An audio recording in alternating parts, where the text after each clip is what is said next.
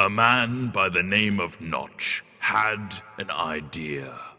A cave game, a sandbox seemingly endless, an adventure that had everyone saying, just one more block. This man, that game, those blocks have brought all of you here to celebrate what has become Minecraft. It began as a simple idea. Sorry, but you should use the old logo because it's a bit more evolvey, I guess. Right, fine. The game had a randomly generated world filled with grass, dirt, and an awful lot of stone. You could destroy blocks and place blocks. The spark was there, but it needed more. Yeah, like squids. Stop it. Shortly after, more things appeared like trees, water, clouds. Lava. Yes, lava. The world looked a little more natural. This was the creative mode in single player, but something was missing. TNT. No other people. Tests began with a multiplayer version. People could now play together. New items and blocks were also added. The game was beginning to take shape. Wow, really skimming over the details there. Do you want me to go over all the patch notes?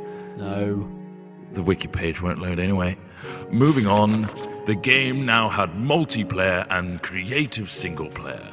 But there was another element that Notch wanted. Survival. Work began on making the game more challenging. Zombies and skeletons were put in, but they could not attack. Sheep and pigs were added too. Whoa. Notch also fluffed the coding of the pig and it turned into a creeper. At this stage, this version of the game was labeled Classic. Classic. Brilliant. Then from Classic came the in-dev version. What on earth does that mean? No idea, not important. Dynamic lighting was put in, a new sound engine, and more importantly, crafting was introduced. Then came InfDev. Sorry, what? InfDev introduced a big feature to the world, infinite terrain. No longer was the player constrained to a square world, but now it stretched endlessly. Ore was randomly placed in the world to discover, and other tweaks and introductions were made, like 3D clouds, minecarts and tracks, and also dungeons. Then, the first major version of the game was released. Not like released, but just available? Yeah, pretty much. Fridays became Secret Fridays, where random things were added. The first being Redstone, which allowed complex circuitry to be created. What, like that thing? No, that's ridiculous. Snow worlds were added, so were boats and cows, along with a whole host of new items. Oh, and slimes. Those bloody hopping things. Then, in Alpha, the survival mode was brought to multiplayer for the first time. This allowed for players to battle monsters and survive the night together. Or just go around gathering creepers and then have them explode on your mate's house? The next big patch came on Halloween of 2010 and introduced the Nether. This threatening place was full of zombie pigmen and the eerie cries of the ghast. Not to mention a considerable amount of lava. The game hit beta. Ta-da! Lots of new things were added in beta, like dispensers, note blocks, cake, redstone repeaters, and beds.